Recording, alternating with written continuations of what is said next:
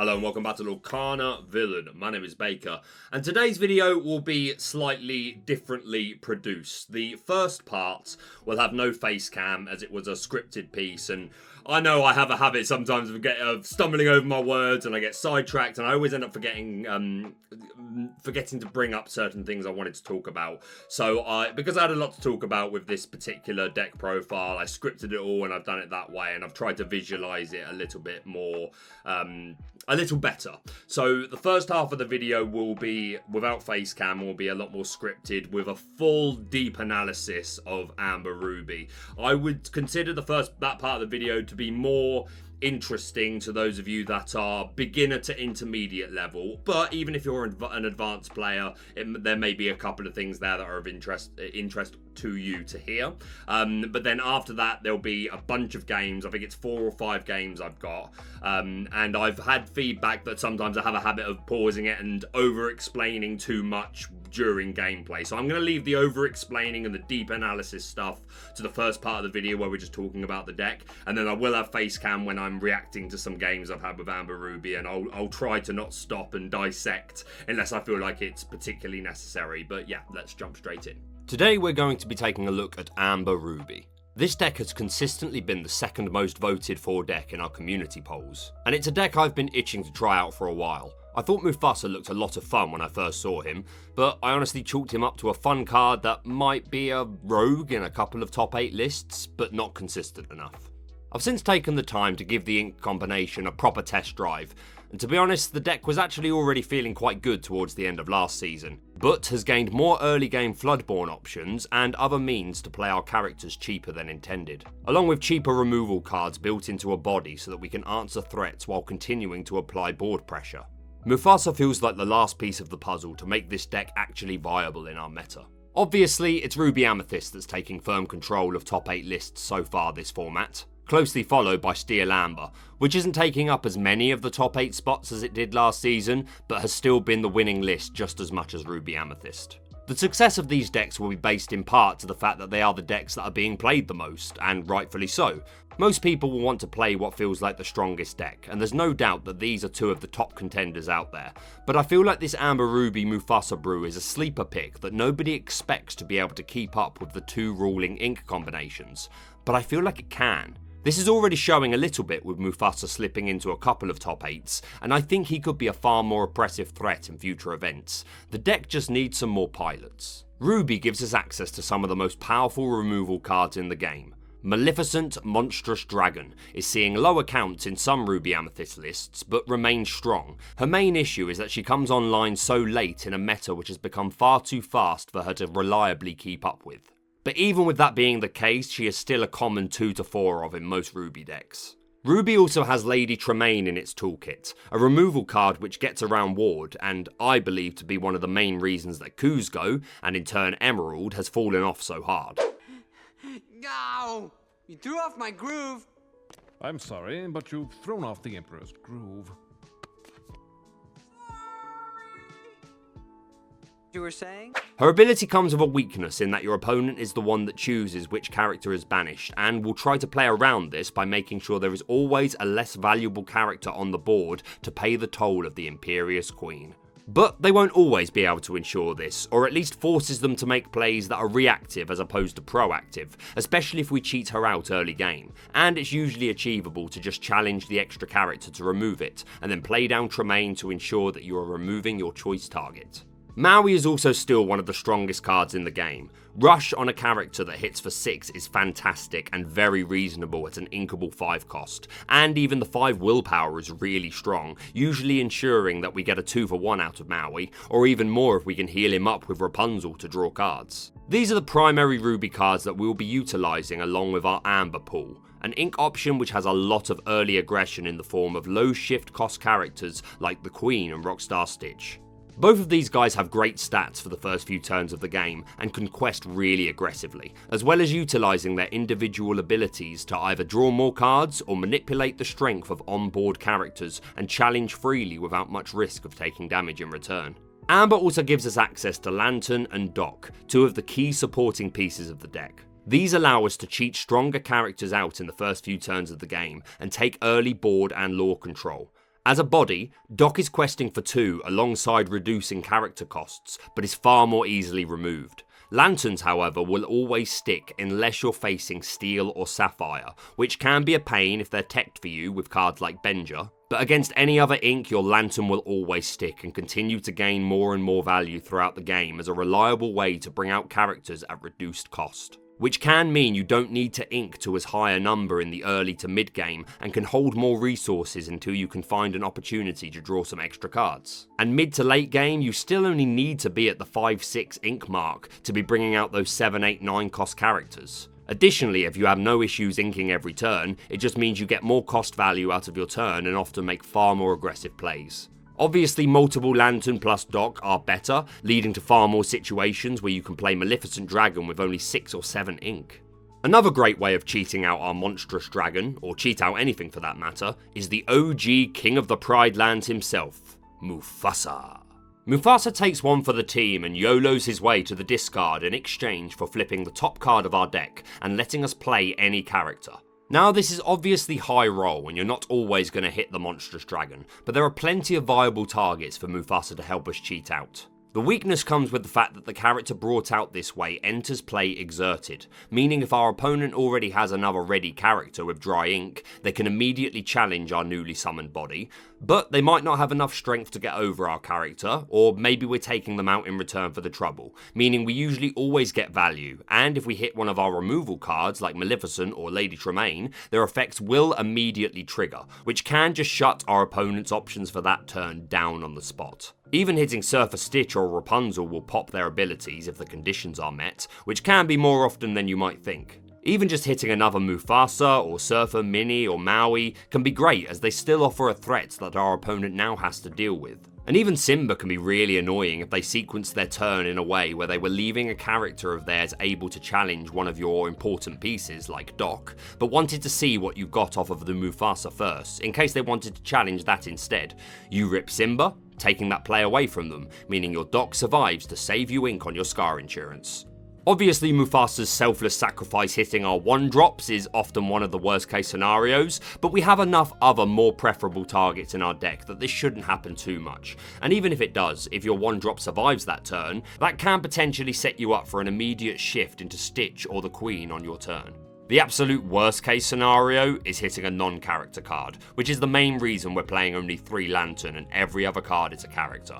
Be prepared. I don't think it's worth the include. At our core, we're an aggro deck, and we'll often just attempt to outrace even opposing aggro decks. We already want an aggressive field, so our opponent should never run away with the board state all that much. Plus, in a lot of games, you can find yourself hovering between 5 and 6 ink, utilising your Lanterns and Docs to cheat out characters. Pushing to 7 isn't always preferable straight away. Sometimes it's fine, especially if you do manage to get off an early Rapunzel draw, and then into a turn 6 or 7 Surfer Stitch. In those cases, you do find yourself inking comfortably up to 9, but that isn't always the case. For every 1 game that Be Prepared was your only way of coming back and then winning, I think there'll be 3 or more where it wasn't necessary and just made your Mufasa's early game and overall deck less consistent. Instead, I'm running 1 copy of Scar, Vicious Cheater, who has been really strong.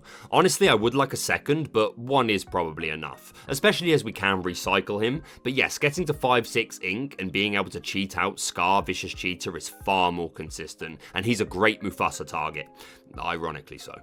I'm also playing the 2 count of Snow White. We can often play her by turn 4 or 5, by which point she usually sticks for a couple of turns, allowing us to recycle early resources, but she's usually best played mid to late game to reuse things like Rapunzel's, Mufasa, Maui, whatever it is we need at the time. Hitting her with Mufasa can be great, as even if they have another character ready to challenge her while exerted, 5 is a pretty good willpower to have, so the odds of her sticking around until your turn are usually pretty good, leaving you free to immediately quest her at the start of your turn and recycle the piece you need most. I was only playing 1, but I found 2 to be far better. Some lists are also playing the 2-cost Snow White to act as a shift target and an additional adoring fan for Rockstar Stitch, but I've not felt the need to go this way, but I wouldn't blame you if you did. You could also alternatively play Hades, who can be better simply because his ability to recycle is triggered as soon as he hits the board. Whereas there will be some situations where Snow White was removed before she even got a chance to quest and use her own recycle.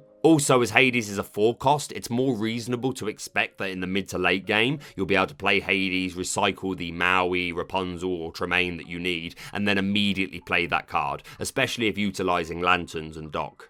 I'm enjoying Snow White. She also makes for good removal bait. The 5 willpower will often let her survive additional challenges if she comes into play exerted via Mufasa. She adds better lore pressure than Hades, and there are opportunities where you get multiple triggers of her ability, so yeah, I'm enjoying Snow White, but I wouldn't blame you if you wanted to go with Hades or perhaps a small count of both.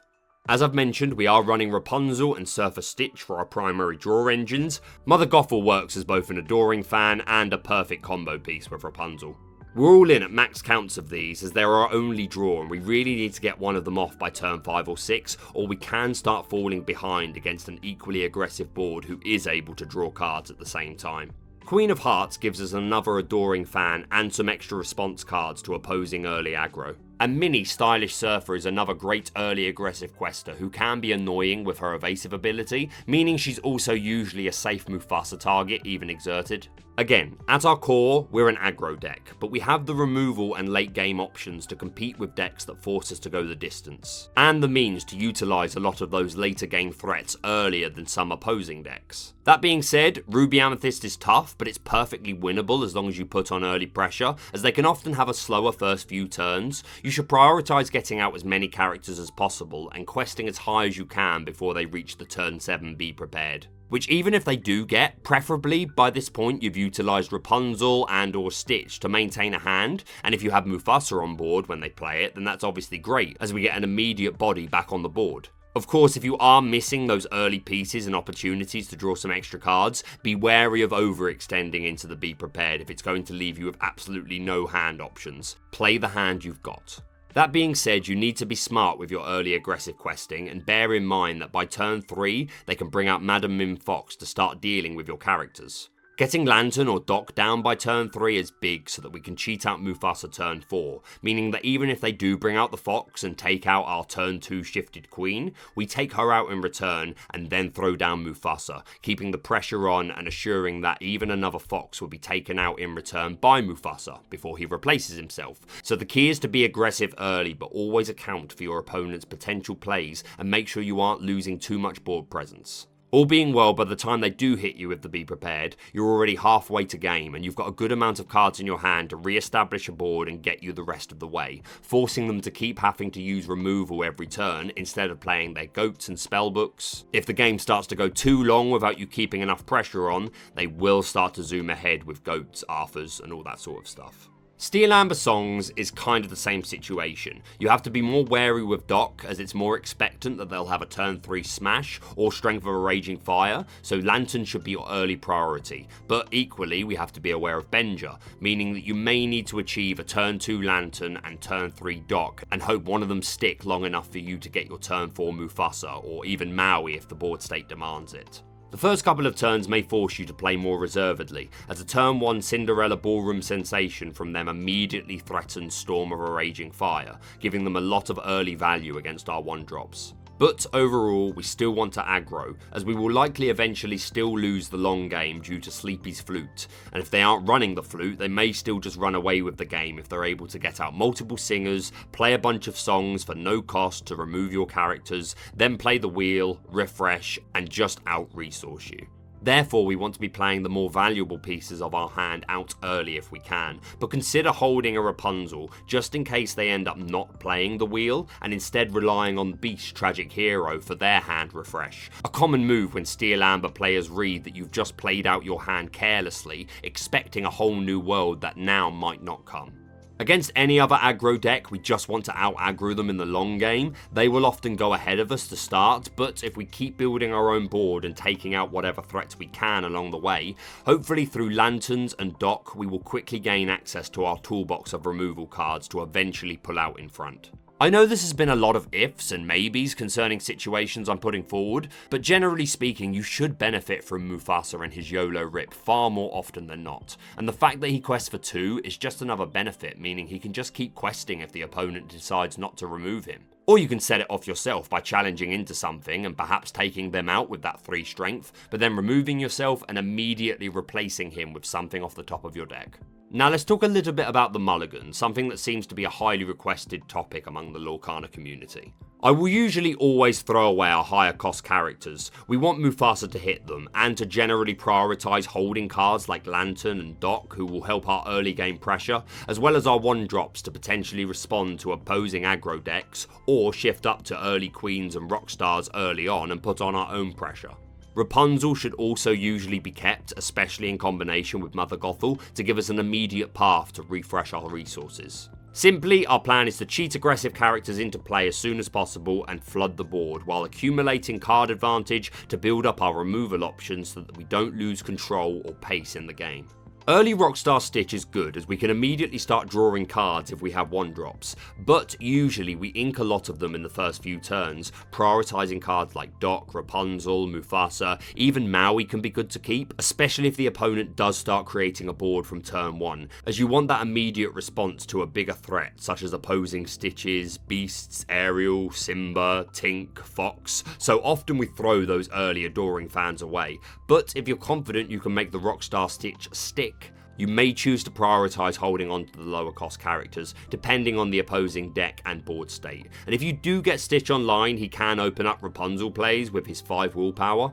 Early Queen combo is good, as you can quest heavily from turn 2, as well as answer opposing boards fairly well, but with the low willpower, sometimes just Smash immediately answers us, or even songs like Strength of a Raging Fire. If they go first and have put out 3 bodies by their turn 3, they can immediately sing it with Cinderella Ballroom Sensation. Therefore, it won't always be preferable to go down an early Queen line of play. Instead, you may choose to be more passive in your first couple of turns, prioritising things like Lantern and Doc. But the early aggro option is there to be used either in response to opposing aggro, such as Amethyst options, or just if we know we're facing something like Porp, which has a slower first couple of turns, then maybe we feel confident enough to be aggressive in our early game, but we do have to be careful of doing this against steel decks. In that vein, we do also have a 2 count of the Rush Queen of Hearts as a response to early aggro from Amber or Amethyst, which is usually worth holding on to in your opening hand, as you know in the first couple of turns if you're going to need it, and if not, it's easy ink. As I've mentioned a lot, we also need to prioritise making sure we can draw cards. Stitch Adoring Fans is a good engine to have access to, but it isn't a reliable refueling of our resources. Rapunzel is usually our first go-to for that. She combos the best with Mother Gothel for an assured 3-card draw. Just be careful putting her down if you're not immediately following up with Rapunzel, as the sheer amount of Ruby and Steel removal cards in format will often threaten her stickability. In more desperate circumstances, you can pair Rapunzel with Doc, Simba, or the Amber Queen for a 2-draw at best. But past turn 5, you can set her up fairly reliable with things like Maui or a Lady Tremaine or Snow White that you were able to cheat out early with the Doc and Lantern shenanigans, so there's lots of ways to get your Rapunzel online. After Rapunzel, our next go-to tends to be Surfer Stitch, who is quite easy to get out, especially if you have Lantern and Doc things going on. Plus, we have a lot of low-cost characters, so it shouldn't be too hard to get 2 low-cost characters out and then play Stitch for an extra 2 cards. Another one of the most important things to know about this deck is to have a good understanding of the type of plays open to you with either a single Doc and in combination with Lantern. Turn 2 Lantern allows for an immediate 1-drop. A single Lantern or Doc by turn 4 opens up Mufasa and Maui. Having 2 of our ink saving cards down by turn 4 opens up Lady Tremaine, as well as a double Mother Gothel and Rapunzel play to assure that we draw 3 cards without leaving Gothel exposed for too long. Double Lantern and or Doc also allows for a turn 5 Surfer Stitch or Scar, which may be a pivotal momentum turn. The last thing to always be aware of is how far you are from having enough ink plus cost reducing cards to bring out Maleficent, Monstrous Dragon. It isn't unreasonable to have at least 1 Lantern online by turn 6, and if you also use that turn 6 to put down Doc, then you have access to Maleficent on 7, and maybe even by 6 if you can get out a double or even triple Lantern. Overall, just be aware of the lines of play open to you courtesy of these great Amber cards that really help push this deck into more serious meta consideration. That being said, that's basically all I have to talk about concerning Amber Ruby. There are of course a lot of exciting text that you could include, but I've recorded a bunch of games with this deck as is, so let's go ahead and show a couple of those games. Alright, game one here. We're going second. We immediately throw these bigger pieces away. We keep the Queen and Stitch as a potential line. We keep the Mufasa. Well, our draw isn't too great, but not too bad. We're going first. We top a dock. We immediately ink Maleficent because she's not going to be coming online for a long while. They ink a Cogsworth. We just draw Simba. We could have played the Simba there, but I've got Tremaine and Snow White. I definitely don't want to throw away the Doc or the Mufasa. And my thought trail was if I draw a Rockstar Stitch or a Flooded Queen, then I will know which one of these one drops I might want to keep. And if that's the case, then I will want ink for next turn. So that's why I decided to be a bit more passive there, just so I've got better ink options. They ink a Bell and throw down Tiny Tactician Tink. We throw the Stitch. We've already, now that they've revealed Steel, I know they could potentially be 2 turns away from playing the wheel, from playing a whole new world. So there's no point keeping Stitch upon that information. We throw down Dock and pass. They ink a Judy Hopps and they play Smash, which is something that we have to watch out against when we're playing Steel with Doc. We draw Mufasa, we ink the Stitch, and now we do throw down the Simba. There's no point bringing it in bodyguarded. I do consider throwing down the Queen, but at the same, I probably could have thrown down the Queen. No, I want it for ink next turn, because if I can get away with it, I'd like to play both of these Mufasas, because hopefully maybe they haven't hit the wheel yet, or they might just delay playing it long enough for me to get out these Mufasas, and if I draw an uninkable, I'm going to want ink, so that's why I decided to hold the Queen long term. They throw down a Fishbone Quill, hoping to accelerate their ink, which they do immediately, but then they pass over to us. We draw a Maui, ink the Queen, throw down that first Mufasa. As I said, now I'm expecting the wheel any minute, so I want to get these down and get value. They ink something with Fishbone, they also ink Flavisham, and they play Hades to get rid of our Mufasa, which is one of the annoying things that can get around of his ability. But they've depleted a lot of their hand for that reason, and because they played this aggressively, I'm expecting the last card to be a whole new world, but they may have just played this aggressively just because I had they didn't want me to get going, and I've got a hand, but it's not too much to deal with, so they may have just been willing to roll the dice. I think I missed what happened there. Yeah, so we draw the Maui, throw down Lady Tremaine because we've already got enough ink. Just removing either of these is good because, again, I'm also expecting a big Tink to come along at any moment. We do ink the Maui. I want to get my ink count up. I decide not to quest because they would just take me out immediately. And I could have still gone down that line of play and then said, okay, and then I take you out with Tremaine and survive the hit. But I opted not to. I opted just to be a bit more preserved and they go into a big Tink, doing some sprinkle damage. They pass to us. We draw a Queen of Hearts. We get down this next Mufasa, as I said I wanted to do.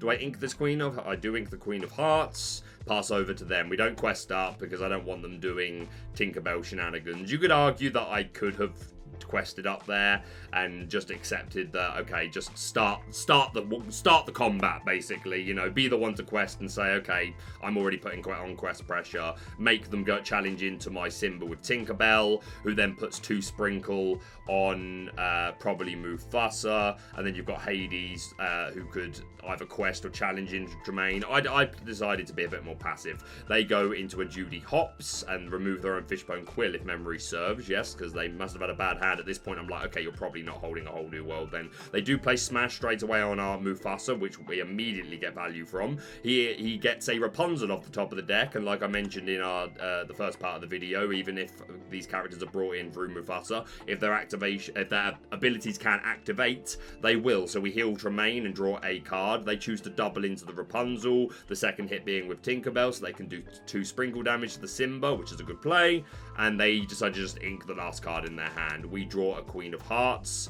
We throw down Maui. Let's get this Tinkerbell off the field, plus I survived the hit, so I've got him as a backup, and I do just choose to quest here because I don't need to be the one to go on the aggressive. I can make you challenge into me, and then you'll still be banished yourself. So we pass over. They draw. They trade Judy Hopps into Maui, and they play Let It Go on our Tremaine, fueling our ink a bit more and questing themselves. We draw a Stitch, and we throw down our own Tremaine. The Hades on their field is the only option. Villain. I do throw down the Stitch as well as extra pressure. They draw. Down comes Tinkerbell, which is a really nice top deck from them. Quite an annoying one, to be honest. We top a Rockstar Stitch, throw down the Snow White so I can build to start replenishing some pieces. We immediately shift this Stitch, and I do quest up here because you take out either of these characters, but then the chip damage doesn't do anything to it, and I take you out and no, I wouldn't take you out in return, but I would be able to on the following turn quite easily. And then I've got Snow White to start replenishing resources, but nonetheless, they top a whole new world and they set it in motion. So fair enough. They've still got their ink, so they ink Flavisham, as in they sang Whole New World. They throw down the Cinderella and pass. We quest with Snow White. I grab myself and Mufasa. I just want to keep the pressure on at this point, especially because they can start doing multiple wheels here and try and get their value back. We throw down the Bodyguard Simba. I put the X here because, yes, so just as a note, I think I actually misclicked, but I didn't want to draw the card anyway because I am expecting another Whole New World probably next turn for them to keep their momentum going, and I've already got a big hand here, so I didn't want to draw a card anyway, but I do think I misclicked nonetheless. We throw down this mini. Let's just keep applying that pressure. I know their board wipe is limited. They could have a double grab your swords next turn, but I just want to put the pressure on. So we ink, we quest up with everything. They play Porp, drawing themselves another card. They throw down Cogsworth, giving some extra resist, letting them go Tinkerbell into Simba and only take 1 damage because of Cogsworth, taking out our Simba and putting the 2 sprinkle damage on the mini, which makes sense. It's going to be harder for them to hit. They throw down a Judy Hopps, removing their own Porpsicle to draw another card. They're desperate for some more resources. They go Cinderella into Stitch, who takes nothing because she's resist 2, and Cogsworth gives her resist 3 total. They ink up a Beast Tragic Hero, and they just pass because at this point in the game, I've still got game on the board if you hadn't already seen it. Yeah, they have nothing more that they can do, and I can quest for 2, 4, 6, 8 next turn. So GG against Sapphire Steel. As always, these are all sped up. I'm trying to get a lot of games into a video without it being an hour long. Always let me know feedback in the comments if you think this is too fast of a pace. I will continue to try to adapt. But game 2, we are going second. We see a couple of the cards we'd like to see in our opening hand. We throw the Maleficent, the Stitch, the Maui. We don't need 2 Rapunzels. I don't want the Simba either. I'm looking for 1-drops. I'm looking for Stitch. I'm looking for, sorry, for Mufasa. That I said Stitch. Well, Stitch is a 1-drop. But yeah, the 1-drops, we for Doc. We're looking for Doc, we're looking for Mufasas, all that sort of stuff. So we throw a lot away. We get the Gothel, which goes nicely with Rapunzel. We've got a 1-drop, we've got a Mufasa. We love to see it. So they immediately ink a Flynn Rider. So we are up against Emerald, and they play down another. We draw, we ink the Simba, and I choose not to play anything here. Yeah, because in my head, I'm just like, okay, well, I still haven't seen your second color. This could be green, silver. Not that many silver decks are running, steel decks are running Fire the Cannons, but nonetheless, my ultimate thought of play was I'm putting down Lantern next turn, almost definitely, and then if I want the Stitch down, I can do that, and the Stitch challenging into this Flynn Rider wouldn't take them out anyway, so there was no need to put it down turn 1. They quest up with Flynn Rider, they ink another Flynn Rider, and they throw down the Enchantress. We top Rockstar Stitch. We do throw this Surfer Stitch. I've got a Rapunzel in my hand, so that sounds fine to me. We throw down the Lantern, and then because this Enchantress went down, I do choose to immediately throw down the 1-cost Stitch. They ink Enchantress and throw Maleficent, so we are up against Emerald Amethist, a underrated ink combination, to be fair. They quest up to 4, pass over to us. We ink the Queen. There's no point holding her at this point. We tilt the Lantern, so that we can play Rockstar Stitch, so that I can get this Flynn Rider off the field. I want to start applying pressure, and even if they wanted to double into me next turn to take me out, then that takes both of them out in return, so I'm happy with that, and I don't see them doing it because they're more likely to quest with Enchantress. They sing Friends on the other side to draw 2 cards. They do quest with Enchantress, inking another one, and throw down the Goat. Here to the menace to the meta is here. They pass over to us. We draw Doc. We go into the Enchantress. We survive the hit. We tilt the Lantern to throw down Rapunzel, drawing 3 cards. We ink this second Mother Gothel. We've got another one in our hand, and we pass up. So we are behind in lore, but we've got a board and we're building resources. They choose to go 1-for-1 Goat into our Rockstar Stitch, taking them to 8 lore. They quest with Maleficent, taking them to 9. They ink the Madam Mim Snake, and then they extend quite heavily and aggressively aggressively Arthur and Flynn Rider. Not that I disagree with it. Pass over to us, we draw a Maleficent. We tilt the Lantern, throw down a dock. I know I can't do much about their field this turn without, like, this is where a Maui would have been nice. So I'm just setting myself up for next turn, really. So we throw down dock, we throw down Mother Gothel, who is one of my only characters I've got in my hand other than... well, and the only one in my hand I can put down this turn that has enough strength to take out Arthur in one hit. We ink up, we quest up with Rapunzel to keep up, we be racing. We pass, they draw, they quest with Flynn Rider, they quest with Maleficent, and then they quest with Arthur, returning the Flynn Rider to their hand, which did surprise me, taking them to 15 ink, but they then do immediately ink that Maleficent. That says to me that they've got a hand of no ink. They use that 6 ink to play the Genie. He returns the Mother Gothel to our hand that they recognise to be the only character that can take out Arthur. Even my 2 current characters combined can't take him out. Maui would have been really nice here, but we miss. We draw another dock. We challenge into Maleficent with dock. We don't need to, like... There's nothing in our hand that we need to quest with Doc to be able to play. So we just take them out. We tilt the Lantern so that I think ultimately I do just go with the Tremaine here because both of these are threats. Removing either is good for us. They do choose to lose the Genie. We quest with Rapunzel, get rid of the other Doc. We've got another one in our hand and we pass over to them. So we are in dangerous territory. I know I am literally a goat away from game. Losing. They throw down Rabbit. Clearly they don't have it. They draw another card. They quest with Arthur, taking them to 16 and then 18 through the bonus effect. Return the Rabbit, draw a card, throw down the Madam Mim Snake, returning the Arthur to keep them safe. Ink the Flynn Rider and pass. Sorry, really random little cut there. Don't know what happened, but we draw a Lantern. We immediately throw it down. We tilt both of them and play our Mufasa, leaving us with 1 ink. We inked Doc, taking us to 2 so that we can extend a bit more. We need to. I know I'm so close to just losing. We quest with everything up to 10 just to try and give us a chance of being in the game. We still don't even have game next turn, even with that board. They go into Doc with Madam Mim. They throw down the Rabbit. They clearly don't have a goat yet. They throw down the Arthur, and now they are threatening game. We draw the Queen, but we now have the resources to be able to tilt 2 Lanterns, throw this Maleficent nice and early, target the Arthur. We challenge into the Mim with Mother Gothel, taking us both out. We quest up with everything. We just ink the Queen, just because why not? Like, it's either game or not. They give us the well played. I don't know if they mean for me or them. They challenge into Mufasa. I throw them back the well played. I still don't know if they've got game or not, but whatever. They throw down the goat.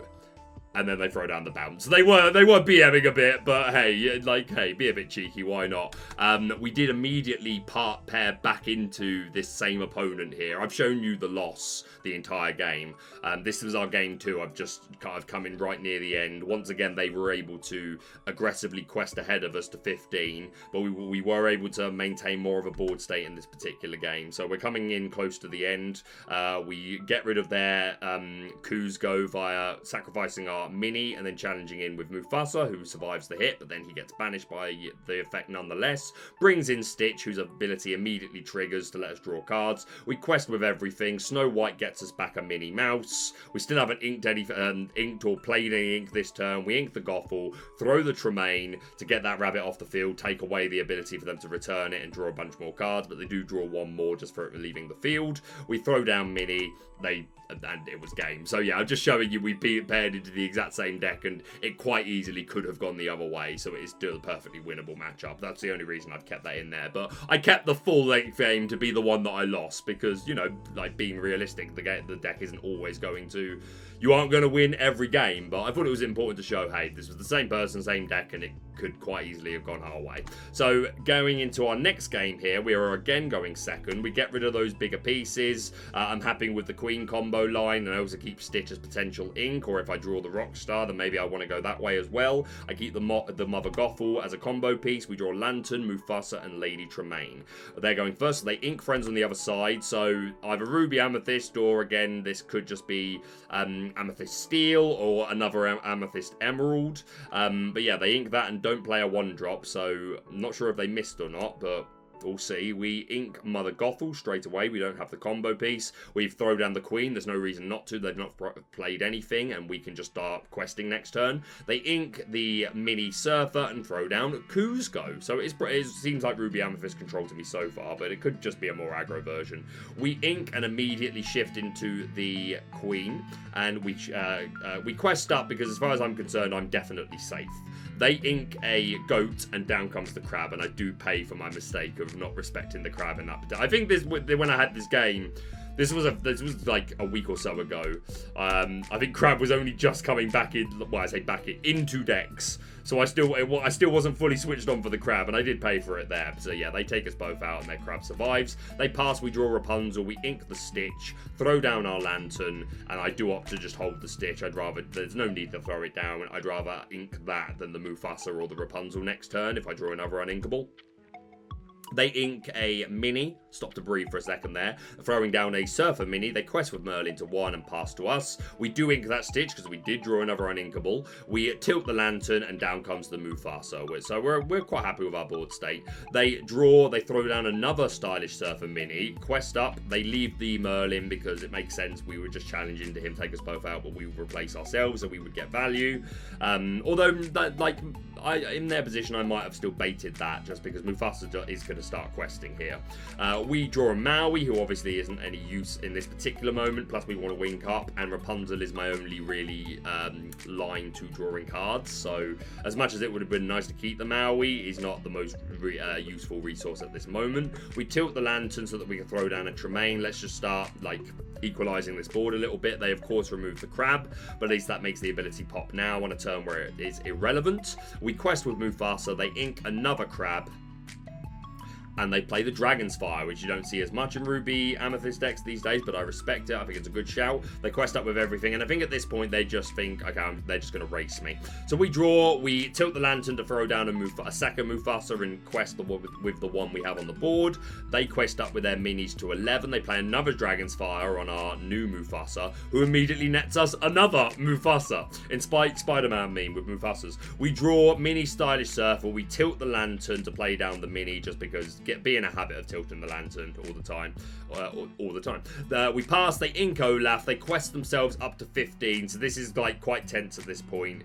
We tilt the Lantern, we do throw down the Lady Tremaine. Let's just get rid of one of these threats. I know that they can be prepared next turn, but I've got 2 Mufasas here, so they would be immediately replacing themselves. We quest up with everything to 16, we ink the Maui because I want to get closer to having access to Maleficent Dragon, and I'm still holding this Rapunzel. We pass, they ink the Mini, they quest with the Stylish Surfer, and of course they be prepared. But that pops both of our Mufasas, netting us a Doc and a Rapunzel. They've used their ink, and literally so many cards in this deck had the 2 ink required to pull this. This wasn't low odds. They throw us the well played, we throw it back, and that is a GG. We just quest up with everything straight away. No BM from moi, and that is a victory for us. Yes, so this is the tail end of, it's not the same opponent, but it is another Ruby Amethyst deck, because I want to show you again the other side of that coin. In this particular game, we had managed to zoom ahead, to be really aggressive up to 17. They've got a fairly respectable hand size. We have a couple of things, and the board is kind of more lean their way, but where there's a Doc, there's a way. But I thought it was interesting to show the bottom of this. They do have the Be Prepared on this, their turn 7. They play it, leaving us with not a lot going on. We ink the Maui. I choose to not play anything. I'd rather them play something big, and then I can Tremaine. This is where, because I haven't played any, obviously the whole game, I've kept them I've kept them from doing these sort of things because I've just been aggressive, making them deal with my board. Now I've had one turn where I haven't been able to apply pressure. Now they can throw down the Goat and the Spellbook and just start doing the Ruby Amethyst things. We draw a Rockstar Stitch. We throw the Tremaine. Let's just get this Goat off of here. Plus, I am really close to game anyway, and let's stop them bouncing this Goat and getting really carried away. They throw their own Tremaine. All right, fair enough. We take it, so that takes out ours, and they kick the Spellbook for another lore, inking the Maleficent. So they're one away from Maleficent Dragon. We throw our own Tremaine. It's a Tremaine off, removing theirs. I do opt to just pass here. I could have inked to open up Maleficent Dragon, but I think all the 2 Stitches in my hand, the Rock Stars, are like get me game, and the Surfer Stitch lets me draw cards, which I really need, so I opt to not ink. They have another Tremaine, getting rid of ours, fair enough. We draw Simba, we throw down our Rockstar Stitch, and I put an arrow here, yes.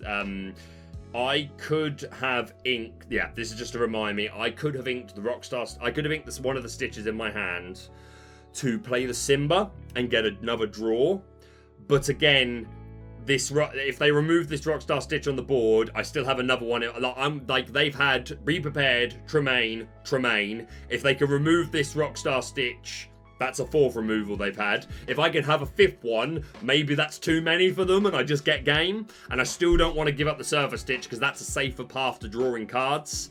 And next turn, if it really comes to it, then yeah, like, you could have made an argument, but that's why. Like, you could have gone the other way. That's why I made that decision. We pass over to them. They do have another, so they've gone Be Prepared into triple Tremaine, which is annoying, but it's gonna happen. They quest, they kick the spell book, we draw another Surfer Stitch, we throw down the Rockstar, where at this point I do bring in the Simba. I choose not to draw the card, because if they don't, like, they can go to 18 next turn through questing and book. I don't want them taking out my Simba, because if they can't interrupt my board, then next turn I can throw down Surfer Stitch. And then, well, I've got game next turn anyway if I keep the Simba. Like, you could have made an argument there that I should have actually drew the card. Either way, I didn't. That was my thought trail, that I wanted him safe so that I could play the Surfer Stitch next turn. So there you go. So we play it, we send over to them. They do quest themselves up to 18. As I said, they could. They do play the Be Prepared. So they literally have Be Prepared into Tremaine, Be Prepared, which does hurt. But sometimes that's just the way it's going to go. We top a Stitch, and like, again, any of these last few turns, to be fair, we didn't draw terribly. We did draw the big characters to quest us the rest of the way, but the last couple of draws unfortunately let us down. We extend here in the hope that there is no goat. There isn't a goat, but there is a Pinocchio, which they're able to use to exert our Stitch. Then they can play Teeth and Ambitions to take us both off the board, meaning that I can only get to 19 this turn. They throw down the rabbit, they draw a card, and I just concede here because it's just game. They have quest plus spellbook. So, again, the other side of the coin against Ruby Amethist, but again, we quested so high, we were so close, and they did have removal 5 turns in a row, which will happen sometimes, accept it, but you can just as often you win that game. Going into our next game, we are again going second. Okay, this, like, most of my last few gameplay videos, I felt like I was going first a lot, and I was getting like a bit worried, like, oh god, like, that's I should be showing the disadvantage perspective a bit more, because it is better to go first, if you didn't know. But yeah, going second a lot in this particular game. So in this one as well, we throw away our bigger pieces. We keep the Lantern, the Queen, the Dock, and the Rapunzel. I probably should have thrown the Queen as well. Don't know why I didn't, but nonetheless. We see a Cinderella Knight in Training, and we see a Cinderella Ballroom in Station. So it's good old-fashioned Steel Amber, we know that much at least. We draw Queen of Hearts. We do ink this Queen. I do opt to throw down this Stitch. I'm not sure why I made... I shouldn't have done that. I should have just said, okay, well, if I do want to put this Stitch down, I can do it next turn by playing the Lantern. I think my thought trail was just... Yeah, actually, it's because I've got the Queen of Hearts. I was like, okay, if you want to Strength of a Raging Fire on me straight away, then fine. But then I have immediate Queen of Hearts to at least answer that Cinderella. Unless you have Simba, that would suck. But I think that was my thought trail, right or not, but that was my thought trail. We pass over to them. They ink an Ariel. They throw down a Simba, bringing it in Bodyguard. They sing their Be Our Guest to find themselves a Queen, and pass over to us. We draw Rapunzel. We ink the Simba. We throw down the Lantern just because it's important to get it down. We don't quest, it would be pointless. They ink a Queen and throw down an Ariel, sorry. They do miss off the Ariel, which does suck. Like, you shouldn't be happening a lot with this. Again, I don't know their full song count, but it does suck for them. But they quest up with Simba and with Cinderella because they're like, it's nearly always safe. We draw Dock. We tilt the Lantern to throw down the Dock we already had. We ink the spare one. I could have also potentially inked the Rapunzel, but no, I think inking Dock was the right play there, and I still value this Queen of Hearts. I think I could get value off of it by taking out the Cinderella by surprise. We don't quest, it would be pointless. We pass over to them. They throw down the Sleepy's Flute, so we know it is the Sleepy's Flute build. They then sing Strength of a Raging Fire with their aerial. They've got 3 characters out, so I did talk about this in the first part of the video. If you're like, if they go first and they put a character out every turn, then yeah, they can just, like, even if they're not running Smash, it's not unrealistic for them to be able to take out the dock, which they do, singing it, and they quest up with Simba. They quest up with Cinderella, Ballroom Sensation, who's still safe, and they tilt the Sleepy's Flute for a lore. We now ink the Queen of Hearts because I don't want to get rid of these Rapunzels. I've added them too much, and I desperately need to get down this Maui so I can start answering this board. So we tilt the Lantern to do so, take out the Simba, and then that lets us take out the Ballroom Sensation Stitch, Cinderella. So, like, why it was worth just letting Stitch sit there all those turns, because now we got value out of him. We pass over, they draw a card. They throw down another aerial, and they miss again. And that second miss made me nearly almost not show this game. There were other Steel Amber decks that I fought, and some we lost, some we won. This was just a game where I think a lot of things went right for us, and I just wanted to demonstrate that more than anything else. But yes, like, Steel Amber songs can still beat us, dude, like, make no mistake. We draw Rockstar Stitch, who we ink immediately. We tilt the Lantern, throw down a Tremaine. Let's remove these singers and take away your ability to do Whole New World and then multiple singing for free and just get all your value back. Missed what happened there. Just took that back a minute because I missed it. Yeah, we quest with Stitch, pass over to them. They ink the Ballroom Sensation, and they do sing A Whole New World with their aerial, replenishing both of our hands. They tilt the Flute to take them to 6 lore and throw down another aerial. This one does hit. They find the Grab Your Swords. I think this is why I thought this was still fine to play show, because it did suck to miss, but they still got their wheel off. They're still ahead in lore. This is still anyone's game. Absolutely. So they pass over to us, we draw the Surfer Stitch.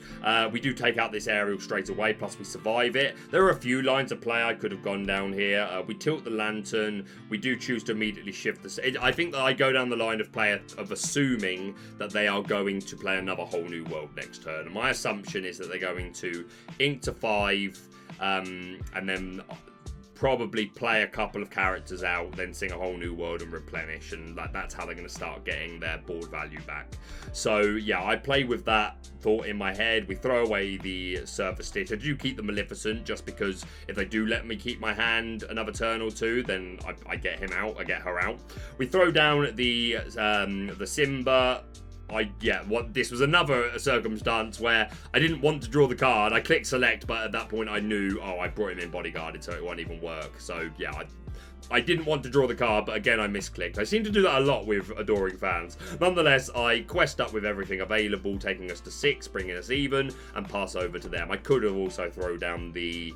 Yeah, I should have played the other Stitch in my hand there, really, especially if I'm expecting another wheel. I think I did just because I know they've got Grab Your Swords, and they might go down that line of play, but then if they're doing that, they're not wheeling. Yeah, I think that was why, because if they did Grab Your Swords instead, then I'd rather have more cards in my hand that I can ink next turn and then extend again next turn, so that was why I didn't. They quest a Rockstar Stitch, they throw down the Queen. They ink a Rockstar Stitch, throw down a Queen, and they've got nothing else to do. So they pass over to us, we draw a Gothel, we tilt the Lantern, throw down that Mufasa, like, let's continue to apply pressure and make sure if you do board wipe me with Grab Your Swords, multiple, plus songs, then we replenish some resources. We do ink that new dog Stitch, we quest up with everything available, taking us to 12, putting on a lot of pressure, pass to them. They do now sing Grab Your Swords with Ariel, takes out one of our characters, then they pay manually for Strength of a Raging Fire to take a character out. They ink the Rockstar Stitch, throw down a Knight in Training, letting them draw a card and then having to discard a card. They take out our Simba with Queen, who survives the hit. They tilt the Sleepy's Flute and pass. So pretty good board swing turn for them to re-establish some control. We draw a new dog. We do challenge into the Queen with Mufasa because it takes us both out. We immediately get to rip something. It is Simba. We choose to bring him in bodyguarded. which, yeah, because I know I'm questing with Tremaine, so let's be annoying.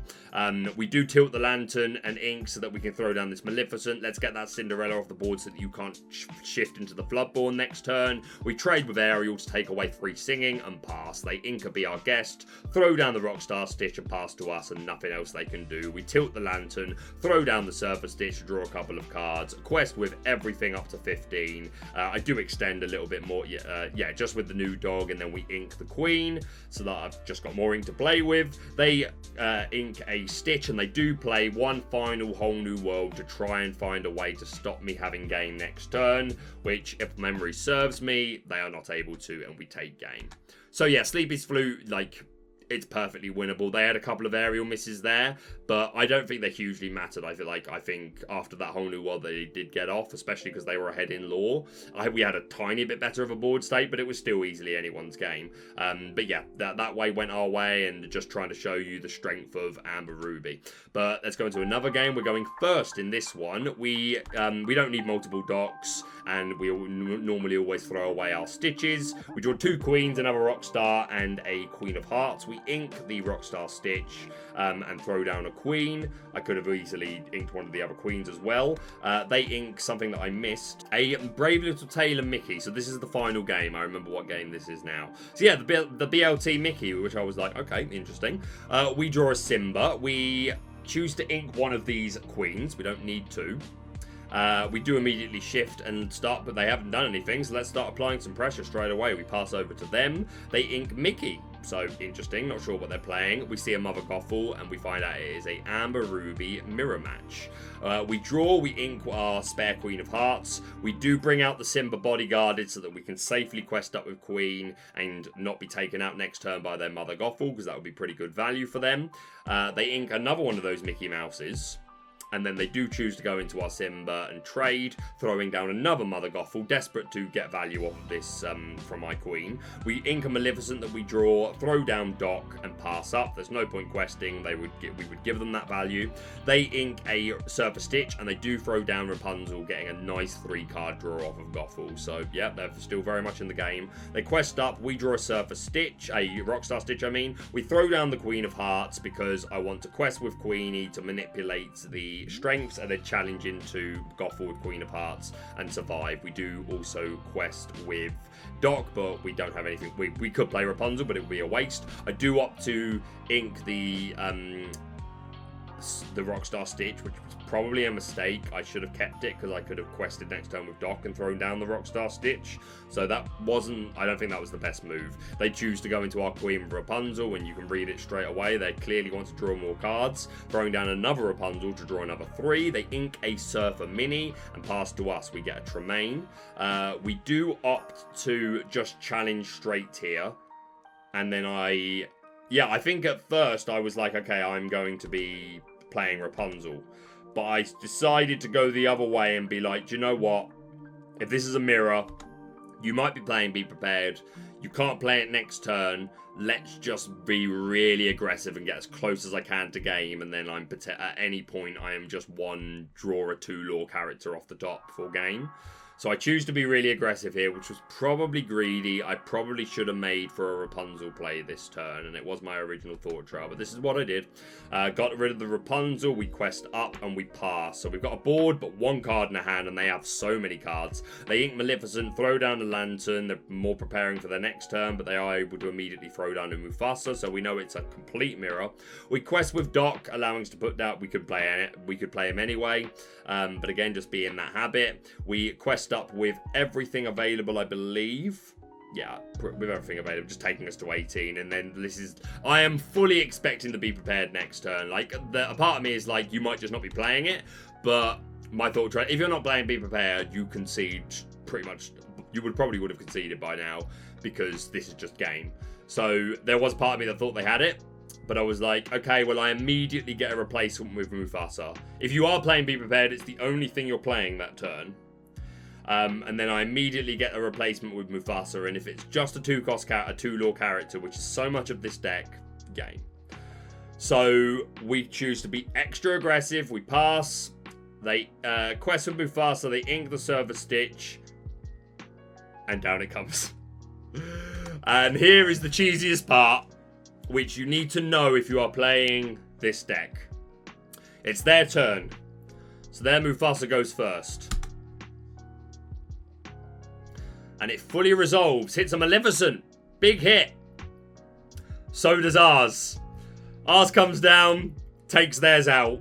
And if you're wondering why, literally just because that's the way it works. The turn player, their stuff resolves first. So Mufasa's both went to the discard because of Be Prepared. Theirs triggers first. And it's not a Yu-Gi-Oh thing where it would be like trigger, and then the other one trigger, and then the other one activate, and then it doesn't work like that. Their Mufasa triggers. They look at the top card of the deck. Is it a character? Yes. Character hits the field. Oh, it's Maleficent. This character can destroy a character. Would you like to destroy a character? Well, I'm the only thing on the board at the moment, so no. Cool, you don't. Next player. Maleficent. Would you like to destroy a character? Oh, yes, I would. And that is how it works. They immediately concede. So yeah, that is everything from me. I don't. The aim of this video is to be about 45 minutes long. We'll see. In general, I'm going to aim for 40 to 45 minute videos in the future. This one may end up being a little bit longer because I've gone the extra mile with the opening bit, like explaining through all the deck, and I've tried to cram in a lot of games. As always, give me feedback. Is it too many games? Am I going too fast paced? But do you like the system of like the explanatory part of the video being more, okay, this is for beginner to intermediate, and then for the gameplay we will assume that you have a more intermediate to advanced understanding. We won't break down everything. Did I break things down too much again? Still, let me know as always. But that is going to be it from me for now. Big fan of Amber Ruby. Let me know if you'll be trying it out and if you have any success with it. Decklist will be linked down below as usual. But that's it from me for now. Thank you so much for watching. If you're brand new to the channel, please subscribe for all things Lorcana. Hit the like button to show your support, and we'll see you soon.